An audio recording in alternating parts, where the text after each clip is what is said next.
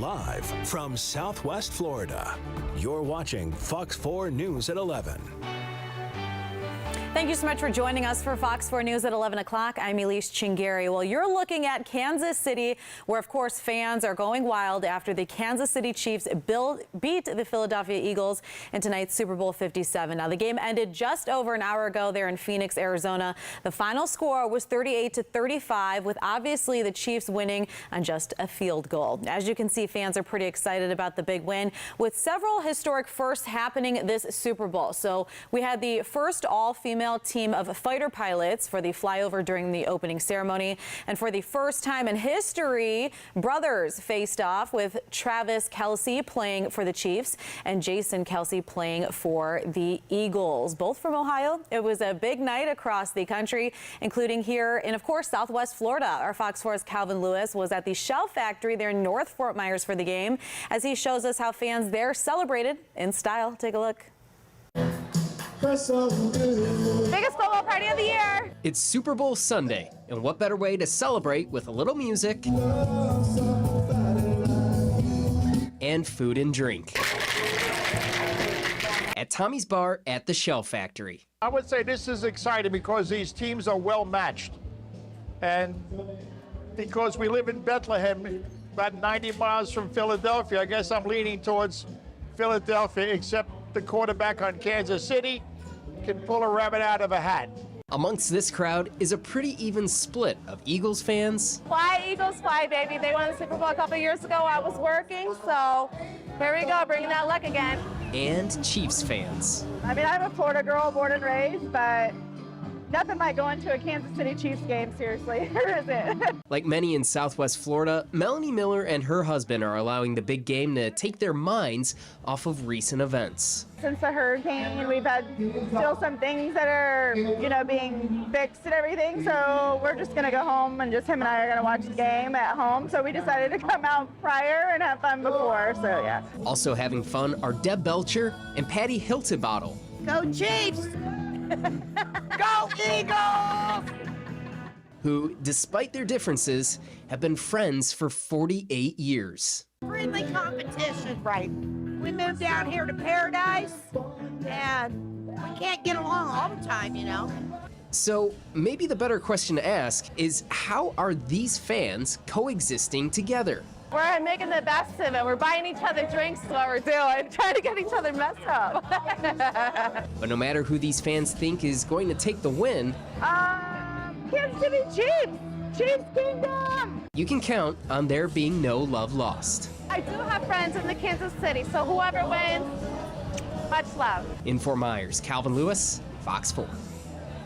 Also here in Southwest Florida, I'm sure you felt those high winds today, increasing the fire risk throughout our area. Lehigh Acres Fire Control and Rescue District responded to this 2.5-acre brush fire. It happened near Poinsettia Avenue earlier today. Now, crews from 4 Lehigh fire stations worked to put out those flames, and they were able to put that fire out.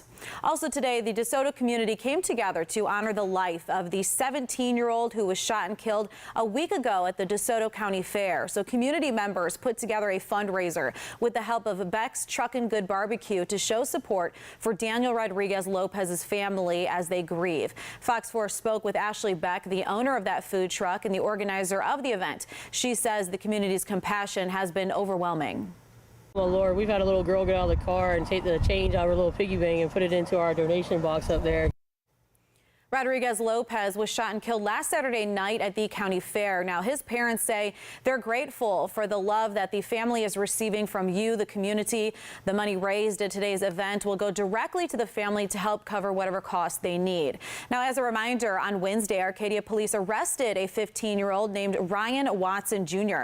and charged him in Rodriguez Lopez's death. Of course, Fox 4 continues to follow this story and will bring you more updates on air and online as we learn more. And as we watch the roads tonight, Florida Highway Patrol shared new information with us about a crash that happened in Highlands County overnight. 3 people died in that crash. Troopers say a motorcycle was driving on US 27 when another car turned into the path of that motorcycle. Now, the motorcyclist and the passenger in the car were pronounced dead there on scene, and the other driver died at the hospital. Right now, the crash is still under investigation.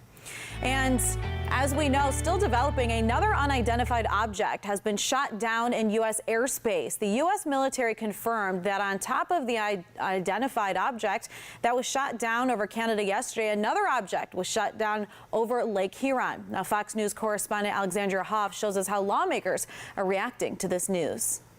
Well, the situation as a whole dates back over 3 weeks. And to piece it all together, let's take a look back at a timeline starting on January 21st. That's when U.S. defense officials tell Fox News that the spy flight was launched from China. On the 28th, it was first detected in U.S. airspace over the Aleutian Islands. 4 days later, civilians in Montana spot it. The following day, the Pentagon confirms it publicly. By the 4th, it was shot down off the coast of South Carolina. So that is it for the enormous Chinese spy craft's journey. Then, on the 9th, a new unidentified object is detected over Alaska. This past Friday, the 10th, it is shot down. The same day, another object is detected entering Canadian airspace. A senior U.S. official describes that as a small metallic balloon with a tethered payload. It was shot down yesterday by a U.S. F-22 fighter jet. Also yesterday, a radar anomaly causes the U.S. military to scramble fighter jets. Some airspace over Montana was closed, no object was found, and the airspace reopened. Today, bipartisan concern is being expressed about how information is being relayed. The Biden administration needs to stop briefing Congress through our television sets and actually come and sit down and brief us. What we're seeing here is a number of announcements by the administration without any real information being given to Congress. I have real concerns about why the administration is not being more forthcoming with everything that it knows. But part of the problem here is that both of the second and the third objects were shot down in very remote areas. So my guess is that there's just not a lot of information out there yet to share. On the suspected Chinese spy craft, Democratic Senator Jon Tester added today that he would have handled it differently. In Washington, Alexandria Hoff, Fox News.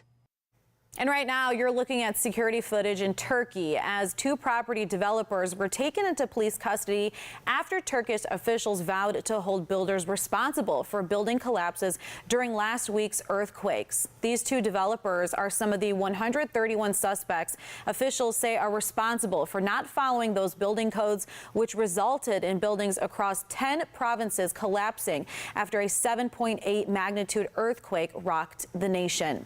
The death toll in the disaster has risen to more than 28,000 people in both Turkey and Syria, but rescue crews are still finding people alive in that rubble.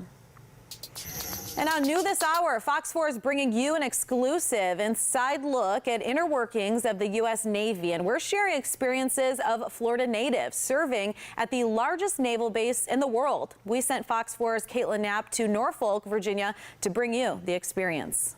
What is Fox 4 doing here, and what does Virginia have to do with Fort Myers? Well, come along for the ride this week and find out, as I am going to be a sailor for a week. This is the world's largest Navy base. These are MH-60 Sierra Seahawk.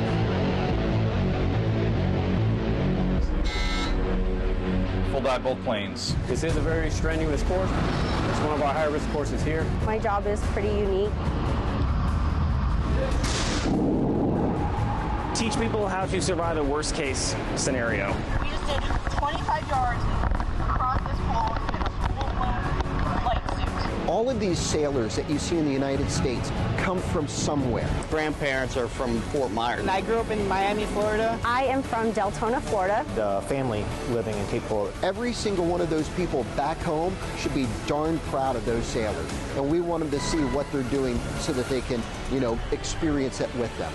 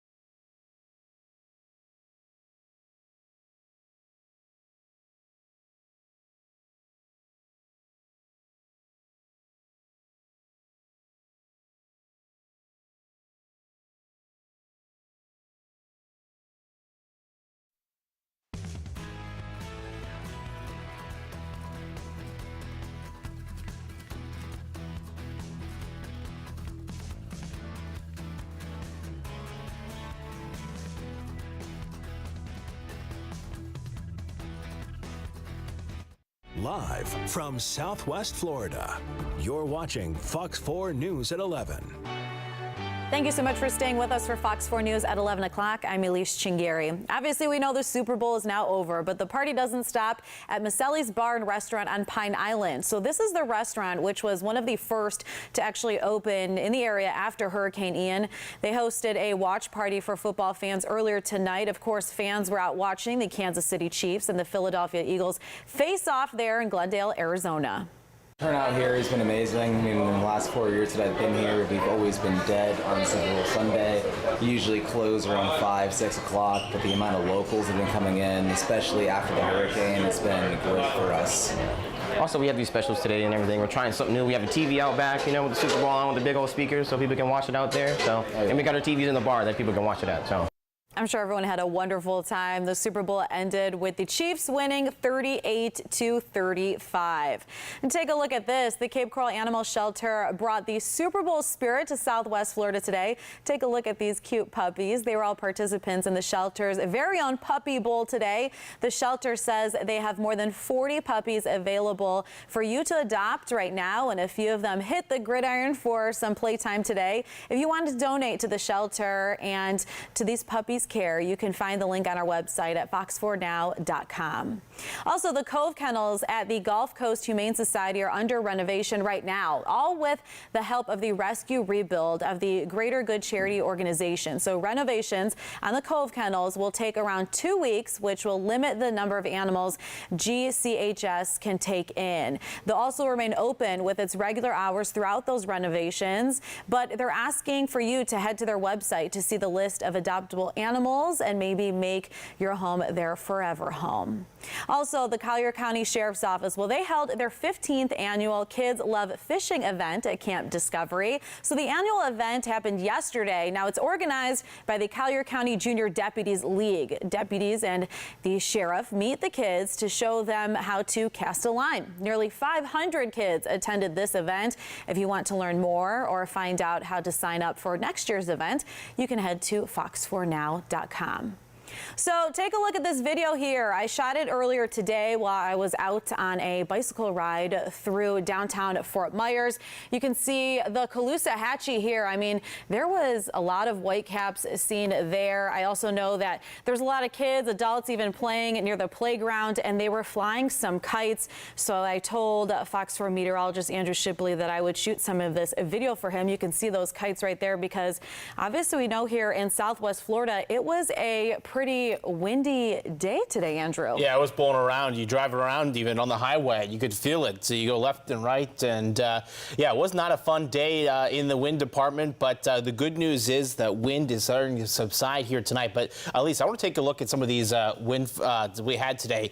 41 miles an hour. Hopefully you held onto your hat out there today in Fort Myers. 39 miles an hour in Cape Coral, as well as Punta Gorda and Port Charlotte. Take a look at winds, though, at this hour, starting to, again, come down. Still a little breezy at times, 15, 20 miles an hour. As we continue to work our way through the overnight hours, those winds will continue to lighten as we wake up tomorrow morning. Still, though, out of the north at about 10 miles an hour or so. In terms of the overnight temperatures, though, I'm going 53 degrees, partly cloudy skies, though we do expect a little bit more clearing as the night moves forward here, though. Something to keep in mind. But still, again, with just enough breeze out there, especially in the inland areas, we do expect those feels like temperatures in the mid-40s, LaBelle, Immokalee tomorrow morning. So make sure you do have that light jacket. You maybe even want it with some of us waking up in the lower 50s tomorrow morning. But other than that, we are waking up 7 o'clock tomorrow morning with mostly sunny skies. We do expect that sunshine to stay with us as we roll in towards your Monday afternoon. And speaking of, you're looking at temperatures there, well, 73 degrees is going to be a cooler day again. We do expect 73 down at Bonita Springs, Naples, Marco Island for you with those northwest winds. Now, in terms of tomorrow night, we do expect a cooler night as well, especially inland. Actual temperatures 45 degrees LaBelle and Immokalee, 45 there at Punta Gorda, as well as 51 there in Naples, 49 Bonita Springs. So a cool night tomorrow, but we are going to start to warm things back up as we roll it through the rest of the week. You see those overnight low temperatures back into the upper 60s by Thursday, back above that normal temperature, which also means our humidity is going to start to increase here as well. We are noticing that very low humidity today as well as tomorrow into Monday. But take a look as we roll into the end of the week. Back into that tolerable range, and then it drops off again as we roll into Thursday. That's with another frontal system. Now, this is not going to be a big cool down for us, but it does bring us another chance of maybe some spot showers there as we get into Friday. So something I will be watching later on in the week. But in the meantime, the big story is going to be warming temperatures over the next couple days here as we get up, as we roll and get into Tuesday. There again, that would be Tuesday. The dates are kind of messed up after we past midnight here on the 7-day, but that is Tuesday's temperature there, 79 degrees there, getting up into the mid 80s there by Wednesday. As we get in towards, again, later in the week, we do expect that cool down in temperature is going to be on Thursday and then warming back up as we head in towards the end of next weekend.